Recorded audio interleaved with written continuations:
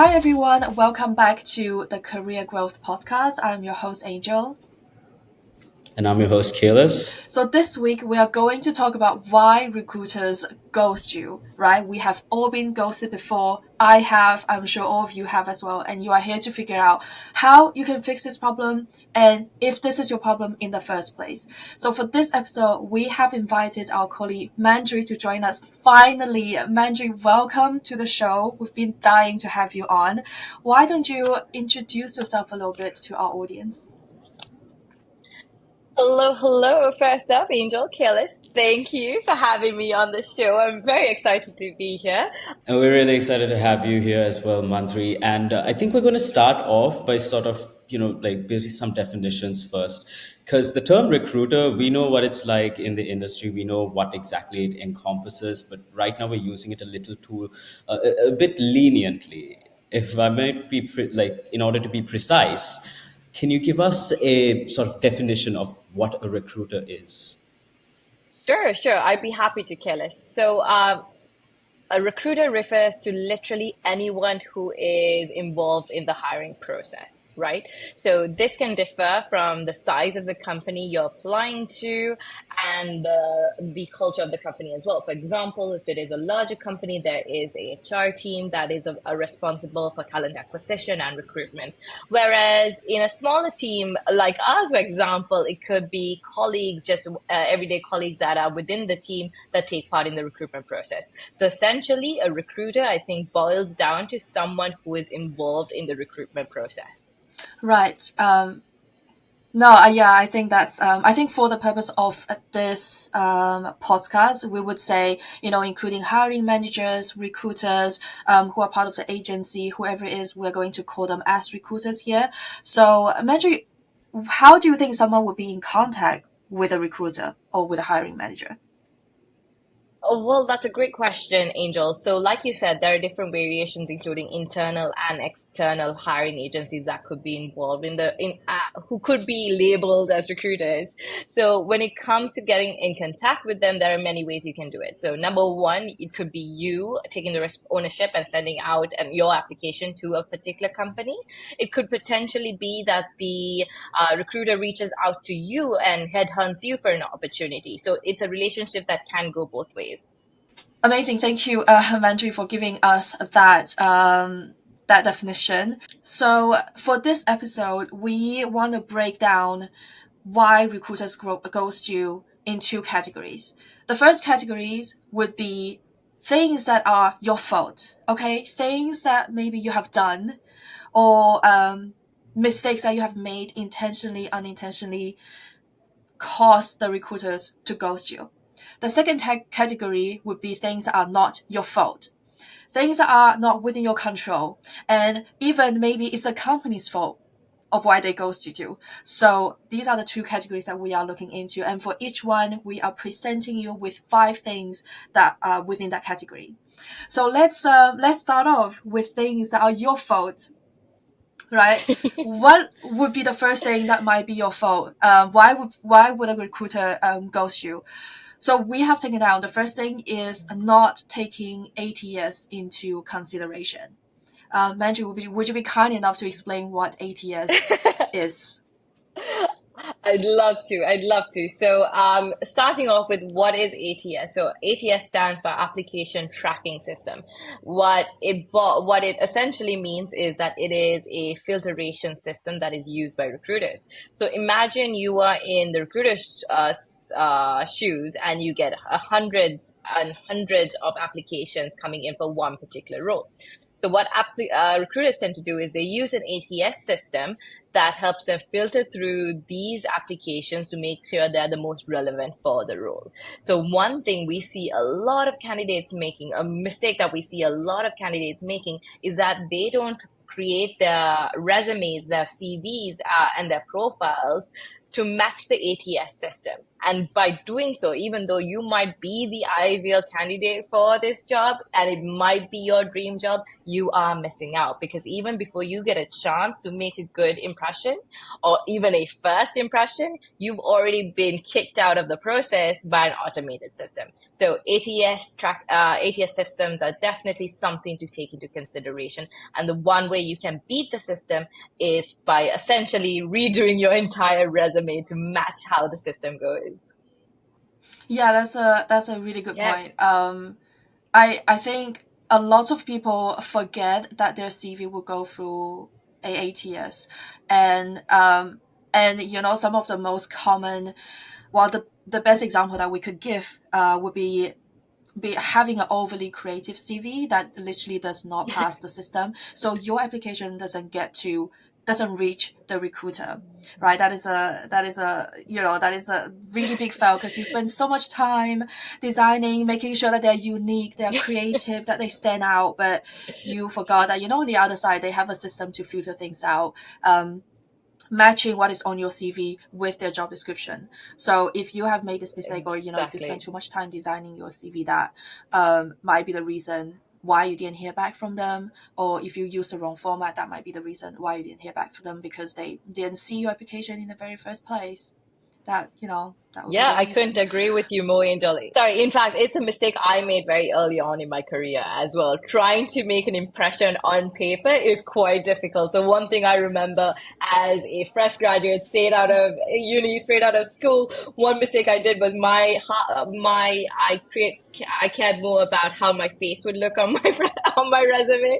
So my picture would take up most of my CV, and there was no actual substance to it. So it took a couple of failures. When I say couple, I mean many failures, to figure out what's going on with my resume, to for me to eventually pick it up and fix it. But I couldn't agree more. Keep it minimal, keep it to the point, show them give them context to who you are as an individual. Once that resume goes across and you get on a call, is when you use the creative, innovative, sunshiny side of yourself to get the role. But, let your accomplishments and your qualifications speak for themselves on paper. That's a really good point. Absolutely Yeah. agreed. That's a very 100%. good point. Yeah. Now let's move on to the second point, right? The second point would be not meeting the requirement for that job application. What do we mean by that? Sometimes when we receive an application, we would see firstly, have they submitted their CV, and have they submitted what we've asked for that specific role. So for a graphic designer role, we ask them to complete a task. For a UI UX designer role, we ask them to give us feedback on a particular thing. And what we've seen is so many people overly relying on LinkedIn Easy Apply, and they just send in their application, and they're not, reading the criteria of meeting the criteria of that description of that requirement. Mandri, do you have any examples you can share with us that have happened to you before? Oh my God, Angel, I have so many. Okay, I have so many, but I'll stick to one. I was working on a project, and we had this large pool of exceptional candidates, right? The creme de la creme. These guys went through rounds and rounds of pre-vetting. They were assessed on every possible angle you could consider. So when the pool of talent was handed over to us, we knew they were the best of the best, right? But even though these were intelligent, very creative, very exceptional young graduates entering the workforce, all from very impressive backgrounds, might I add, top ranking universities, work experience, project experience, way more online certifications than anyone ever needs to do. They were exceptional candidates, but they were making Yep. Seen they it. exactly seen it, lived it. We've all been there. But the a key mistake they were all making was they were all applying for the the wrong opportunities, right? And they would come back to me and say, "Hey, Mandri, I don't get it. I don't understand why my profile is not going across." I've done this. I've graduated with this GPA. I've done this much work experience, this much volunteer experience. I've done many courses online. Why is it that I am not getting shortlisted to the interview round? And the reason is you've applied for the wrong opportunity. So bottom line of this rant is read the job description. It is so important because essentially what a job description is from a recruiter's perspective is giving you a cheat sheet onto what you're doing. It's essentially like sitting for an open book exam where they've given you the answers and all you have to do is read it to understand how you can say, hey, you have a problem here. You need someone to help you out. I am your solution. Let me help you here. You have so much of advantage being if you're able to read, understand the job description. Because one, not only can you apply number one to the right internship or opportunity in general. This applies to any level you're working at, but also it helps you tailor your resume to that job role as well. That's something you can Yeah. consider. And finally, when your resume does get shortlisted and you're moved into having a conversation with the recruiter, they've given you all the skills and they're looking for from the ideal candidate, from a potential candidate, right? All you have to say is, hey, look, I can do these things. Here is proof that I am capable of doing these things. You have to give me the job, essentially. In nicer words. Let's not use those words, but yeah, in nicer words, essentially. So read the job Yeah. description. It Yeah. will help you a lot. I think we mentioned 2 points here, especially with this, sending the wrong application or not meeting the requirements. So breaking it down to two simple points. The first point is make sure that you actually apply to the right opportunity. If the amount of time we receive a marketing specialist for a graphic designer role is, unmatched. Like the amount of time I've seen that it's unmatched. The second one is to make sure that you have actually read what they required from you to be eligible for this application. If you like, most of the time it's not just a CV. Some companies ask for cover letters. I am not a huge advocate for cover letters. I hope all the companies abandon this, but unfortunately some companies will still ask you for it, or they might ask you to submit a task or stuff like that, to help them to filter out applicants. So you want to make sure that you don't make these two mistakes. Moving on to our third one, Kaylis, would you like to let us know what the Oh third problem yeah, is? absolutely. This is something that's super relatable because I think in general, until you like properly dive into how to build the perfect CV, for example, you wouldn't be aware of just how much tailoring you need to do to make sure that like we mentioned, like we talked about before, that you're applying for the right position. Because I can't tell you how many times I've come across CVs that all just like it's just absolute basic information. Yes, I can do this. These are my skills. This is this. But like, it just, you at first glance, you have so much like irrelevancy in there. There's just a lot of irrelevant work experiences, skills. I think I recall one time that someone was applying for, I think like either it was a marketing internship or a fashion internship, and they had particularly put a very interesting volunteer experience that they had. Wait, what was that? And we were trying to figure out like, I think they were, no, genuinely they were working at an animal shelter. It was one of our batches from last year. But the thing is, nothing else on their CV was like directly related to what they wanted to apply for. So that was a bit like, okay, maybe, if you were going to apply for a fashion internship, you might want to remove the animal volunteer work out of it. Ooh, tricky Just saying. one. But Tricky one. Do you think it's because they don't have I enough relevant experience, or is it because they made a mistake? I don't know. It's just tailoring your CV might be kind of important. Yeah. Or Peter's going to come knock on your door. Just one of the two. uh, So, Yeah, definitely. I agree with you there as well, Careless, when it comes to telling your CVs. I actually have a very interesting story with a candidate I worked with recently.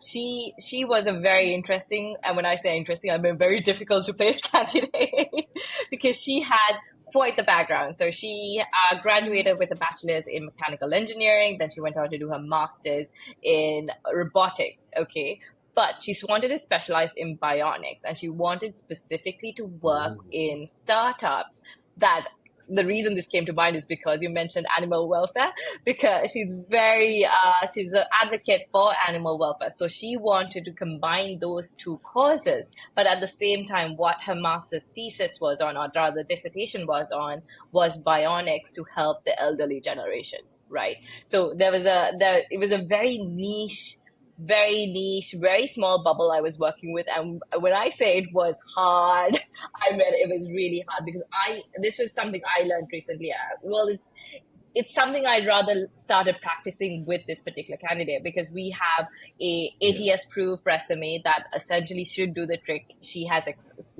all her experience there, all of her qualifications, all of her accomplishments, and she essentially sells herself. However, even with then, it was very difficult for me to get across to entrepreneurs, to get across to employers, to get across to recruiters.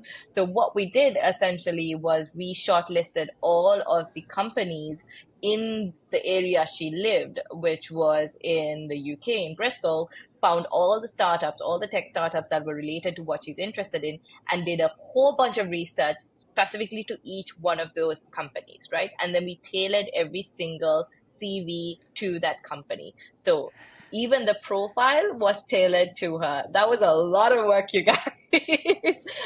She ended up having more resumes. I created more resumes for her than anyone.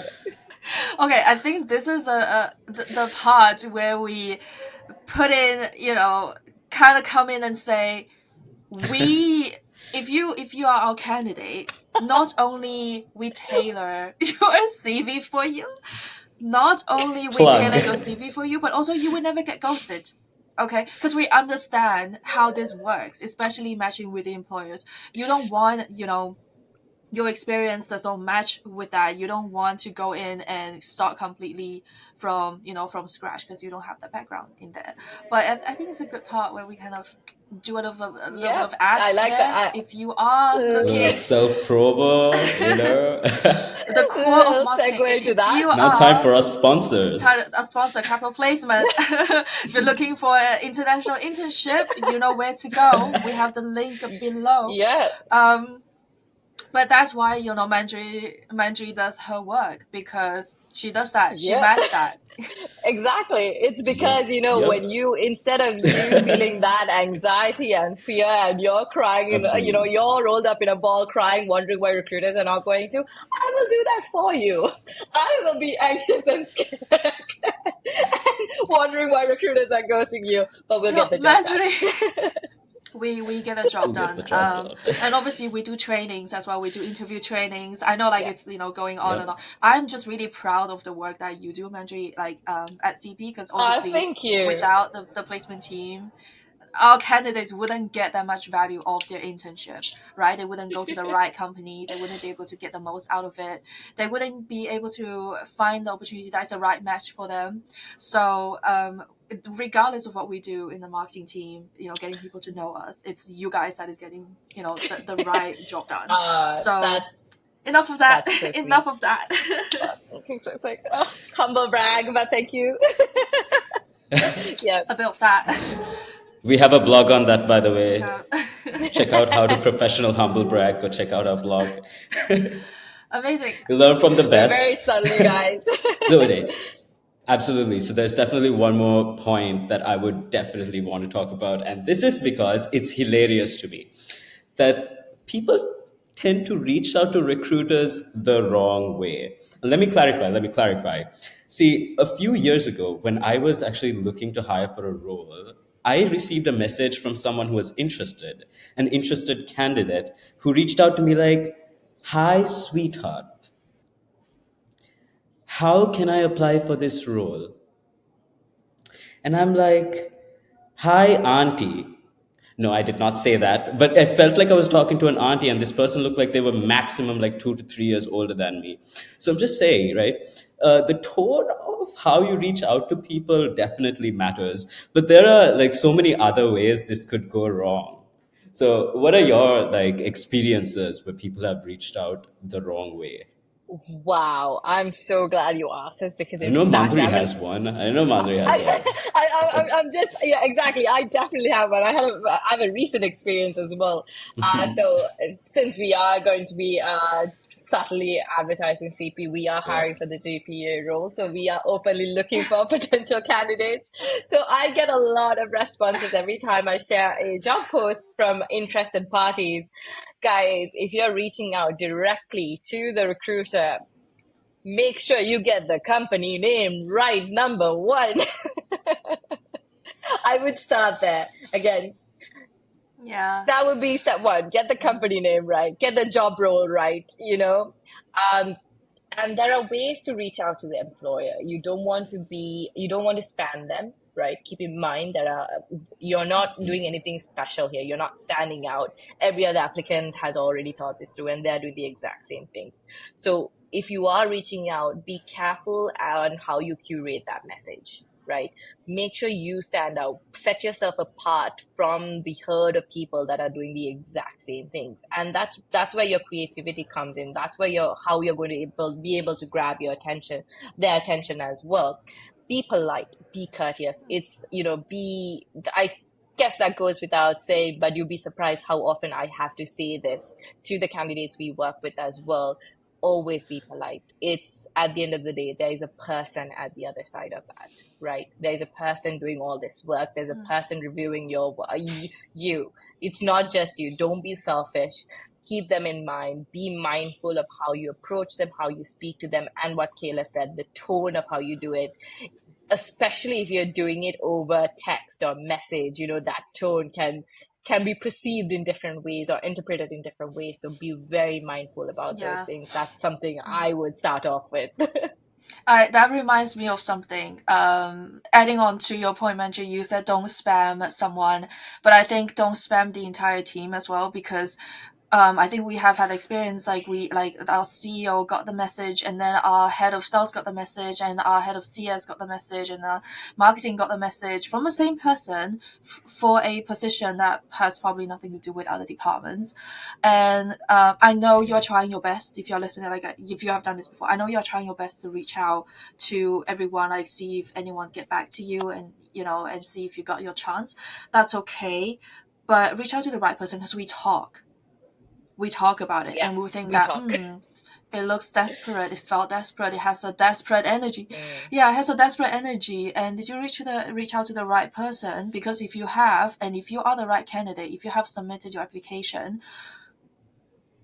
it's yours.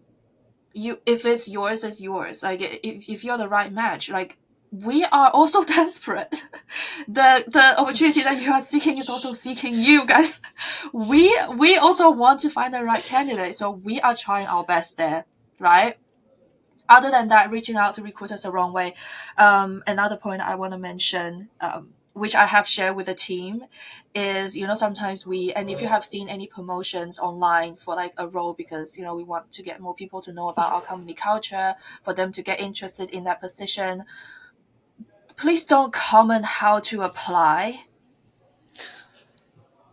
Oh no, not this. No. Like, here's the thing. Every time. If you see the video and you don't know how to apply, first of all, it's showing to us you don't have the basic research skills. You comment how to apply. I'm interested how to apply. Yeah, I'll reply to you. I'll tell you how. But like, it's on the video. It's in the caption.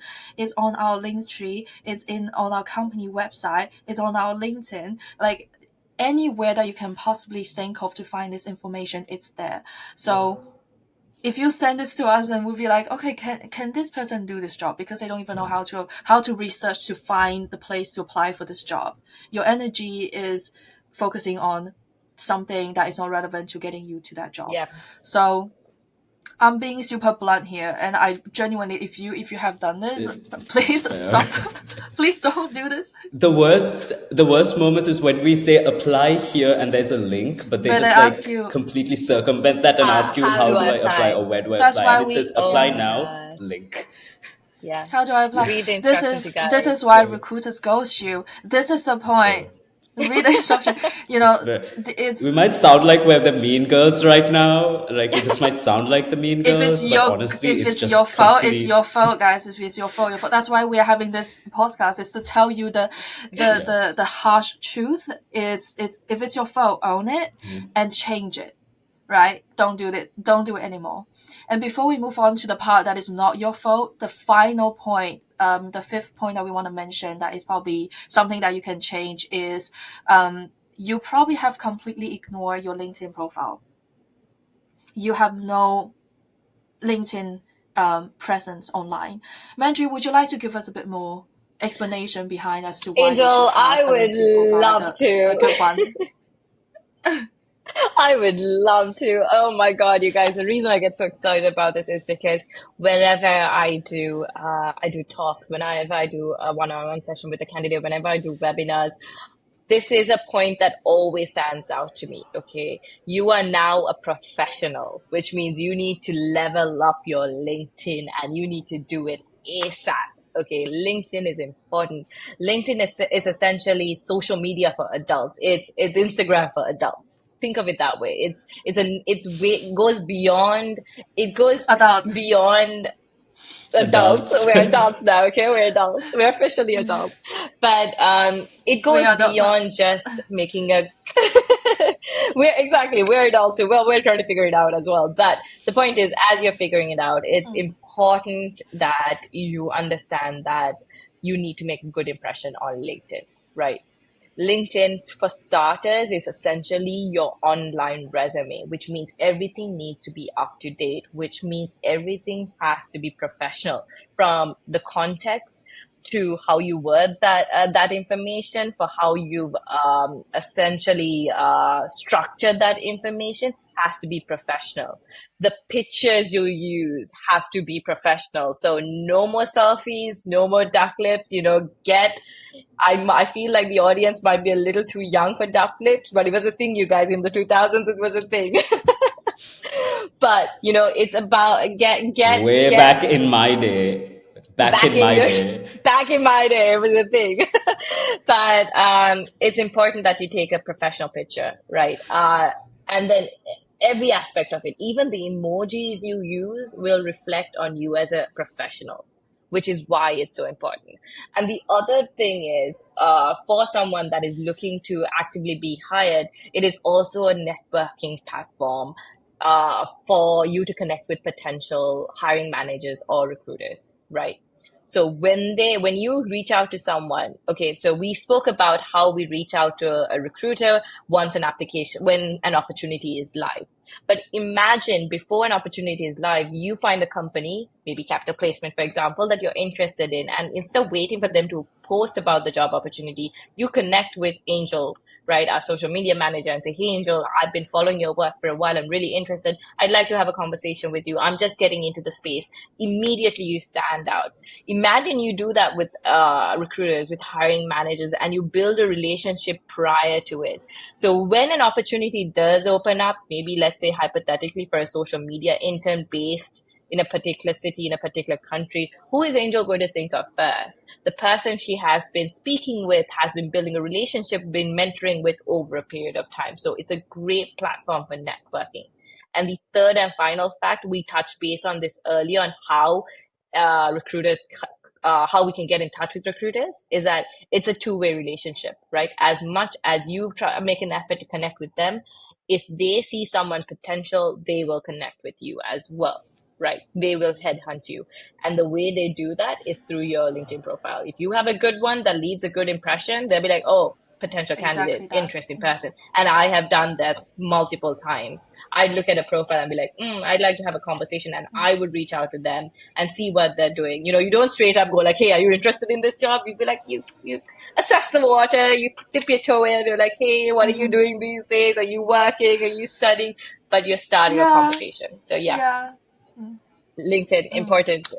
yeah. That's Absolutely. It's definitely that. Super I important. didn't know that until much later, because I think one of the first thing that Vinay, who's our CEO, mentioned to me when I first joined was like, "Oh, I didn't know you have that many followers," and I was like, "Where? Since when?"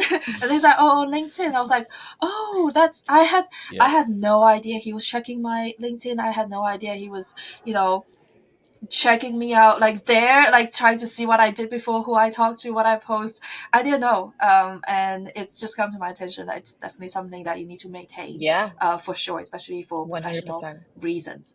Okay, so now we Amazing. move on to reasons that are not your fault. And these are the reasons, these are the things that are outside of your control. And we want to give you a bit of like a context as to why a company ghosts you.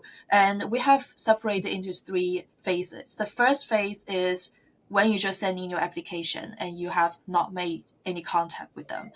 At this stage, the thing is, the company ghosts you maybe because they normally, and I know it's really is a hard pill to swallow because I was tracking, I have a job tracking check, I have a check sheet for all of the job that I applied, and like out of 100 I probably got back like five, including three rejections. Like five company got back to me. So the after getting this job, I've realized that sending a rejection letter is more of kind of like a courtesy, because if you've only sent in your application and they are going through everything, it doesn't mean that they will need to tell you that you've been rejected. They would if they are using a mature ATS, then they can Mm. send out automated emails, but if not, they might not be. Magic, would you like to explain a little bit more about this as well? Sure, of course. So, again, it comes back to the type of company you're applying for, right? So, if you, for example, are applying for a larger corporate company that is hiring for, let's say, one role, there's going to be 1,000 applicants, right? This is where ATS systems come into place as well. This is the reason they exist, to filter through those.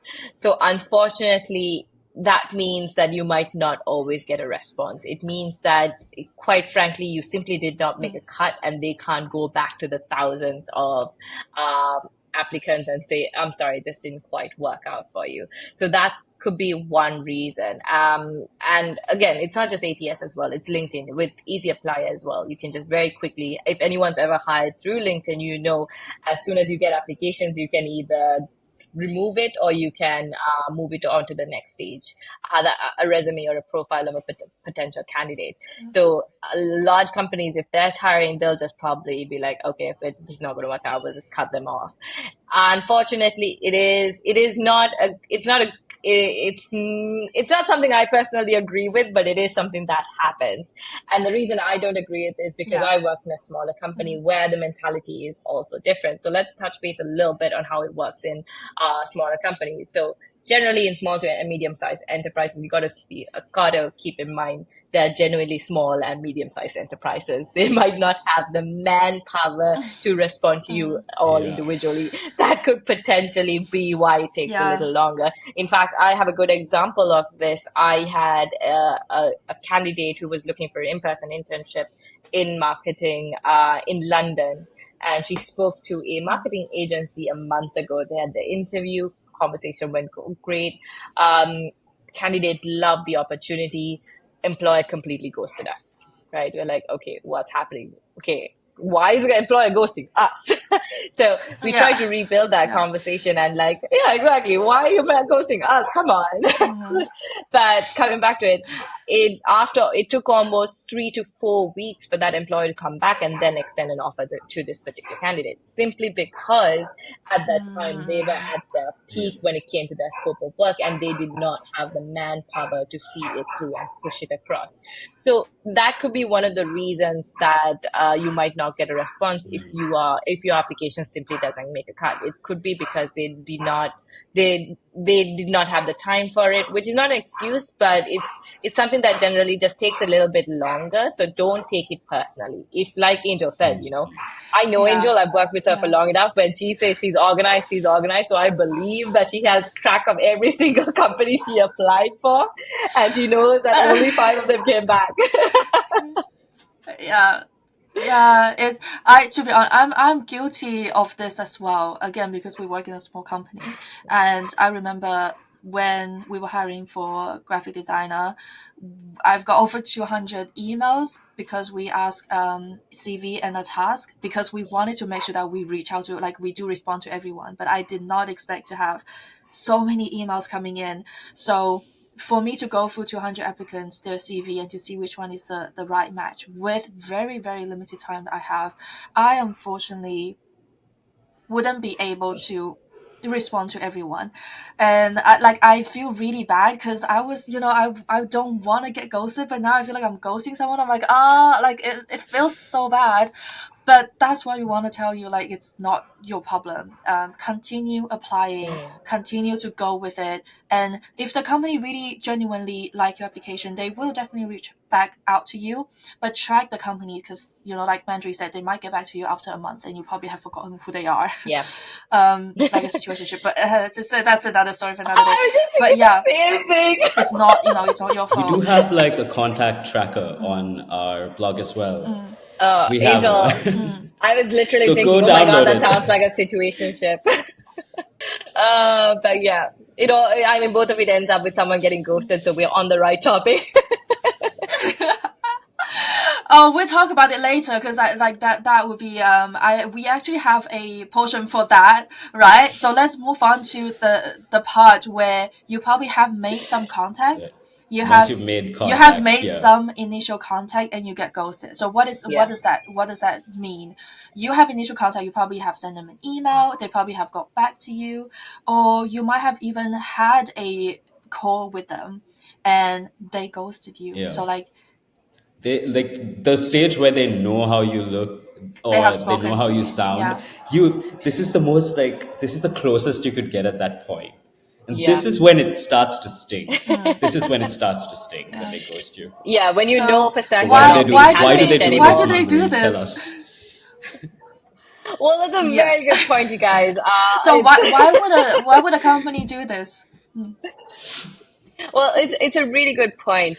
So keep in Oh mind, man. as someone on the other side who is going through it, anxiously waiting to hear back from employer, the fact that they've taken the time to speak with you, have a conversation with you, and is communicating with you is always a good sign, right? It's a good sign. It means you've made it to a certain point in their recruitment cycle, right? That is always it. I would be more afraid if they don't contact me at all. But we already spoke about that, so we're not going to touch base on that again.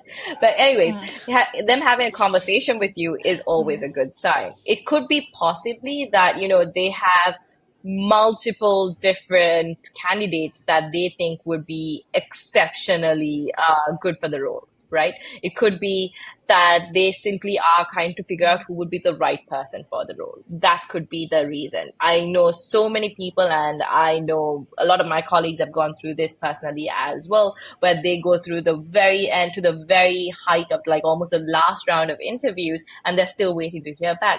Quite simply because, and when they reach out, the employer says, "Look, we're actually considering between you and another candidate." That tends to happen quite often. So don't take it too personally. The fact that you made it this far and you've gotten ghosted at this point is a good sign. Okay, it means you've beaten out quite a few Well, applicants to get there. It, to be honest, like I feel like yes, but at the same time, like I feel like this is a part where I would say it's the company's fault. Like yes, like if after like a first two emails or have like a 30-minute call and then they are balancing out with other candidates and they didn't get back to you, that's fine. I still think it's their fault. I still think that if a company have made a contact with a candidate, with a call, whatever it is, they should tell them properly why they haven't, moving forward with the application. And like after two, three yeah. rounds of interviews and not getting back to you, that is on them. That is on them. Which is I our third phase. No, that's ooh, on them. I completely agree with both of you guys, and I'm on the same page. But we also have to understand recruitment is a, a job as old as I don't know what. It is probably one of the very first job roles to ever come in. So there's a lot of As tradition long that goes with it. as They far will back as the first charge at a job. point. Exactly. You know, that you always needed someone to find more people to help you do the job. So it's a job that always existed. So there's a lot of tradition that is held within that role and within that team and within the people that work with it. It's not a good tradition, and I completely agree with you. A lot of things need to change. The system is slightly broken and it needs to be mended, starting off Yeah. with common courtesy, especially if someone's gotten to that role Mm. level in an internship, an interview, and you've simply just cut conversations. You, from a recruiter's perspective, what I would like to, the change I would like to see would be, just giving them an update saying, hey, look, I know you're eagerly waiting to hear back from us. I just want to let you know we're still internally discussing this and we will get back to you. Yeah. You can't, there are certain aspects where you can't give them a set timeline saying, hey, I'll get back to you with a final answer tomorrow. You simply can't. Right? Because there's so many things, there are so many factors weighing in this decision. And you as a company, you're making an investment on this person, right? On this individual. So Yeah. there's a lot of discussions that go. So I think from a recruiter's perspective, where we need to change is we need to add that common courtesy to candidates as well. Keep them in the loop on what's going on. And if the decision is made, Yeah. let them know, hey, I'm sorry, this is not going to be, we loved your profile, we think you really impressed us, and we'd like to keep your resume on file, but we simply don't think you're the right fit for us at this time. It comes down to just being polite and coming down to human nature. Yeah, the thing is, like, so many candidates have really good qualities, as in, like, they are so patient. Some of them are willing to wait for a month for them to get back to you, right? And that is a good quality. But at the same time, I would suggest you to ask them for a timeline, like an estimated timeline during True. your interview, and ask them, oh, like, when am I expected to hear back from you? Even if it's 2 weeks, that's Yep. completely fine, because that is setting you an expectation of knowing when you can send a follow-up email. And if you have, like, True. if they've told you, like, a timeline, you have sent a follow-up email, you waited for another 2 weeks, a month later, Yeah. move on. Don't go back and read your email conversations. Don't think about all the things that they've done. Don't check the company updates. Move on. They Treat really, it they like your really Ah, shouldn't have done this. Mandri's words. They really shouldn't have done this. Like, they should tell you after the time that they've told you that they will get back to you. If they couldn't, they should tell you that they couldn't. So it's better yeah. off that you don't work for this Yeah. Yep. company. Yep. Honestly, Angela, I couldn't agree And with you more, definitely leave a Glassdoor review, eh? Yeah. Yeah, Oh, Let that them too, know how let the them 100%. interview know. process was. Oh, Let man. them It's know. like, You tell them. Absolutely. We and it's support not, this. it's, I think I totally agree with you, Kayla, with regards to letting them know, because one, it shows the recruiter a place where they can improve as an organization, that they could do better. And also, you're helping a fellow Yeah. candidate out, because when they read those reviews, they know what to expect as well, and they can make a decision if they Yeah. want to go ahead. So yeah, it goes both ways. Definitely always leave a review. It helps. Oh, is it? Yeah, good or bad? Good or 100%. bad? Helping other Good people or bad. avoiding this red Good or flag. bad. Am I right? Yeah. Yeah. No, you don't want to be that person in the toxic relationship that keeps on lingering and then also waits for other people to fall for the same guy. Be a girl's girl. Be a girl's girl. Yeah. Warn the other girls. Let them know. Yeah, let Exactly. them know. Let them know. Exactly. Yeah. Let them But know. Move before we on. close up, though, before we close Oh, is up, it just time one more already? thing. Okay. We need a piece of wacky, unconventional advice. Yeah, Oof. it's time already. I know. Yeah, I know. Wow. It's been almost an hour. What? Oh, oh, wow. Okay. Okay. It's Wacky, time for some unconventional. advice Okay. from I'm knowledge. technically certified to give you guys professional advice, but I'm not going to do that. Instead, I'm going to give you a piece of advice that's helped me a long way in every aspect of my life, not just my career, but every aspect of my life. And quite simply, it's even if it scares you, do it scared, right? What it essentially means is you should be more afraid of the idea of not trying than the idea of failing. So even if it terrifies you, do it, because that's 20 you all you need is 20 seconds of courage at the end of the day to send out that application, reach out to that recruiter, and make that change for yourself. So even if it scares you, do it scared. That's it. That's it. I love that. I love that.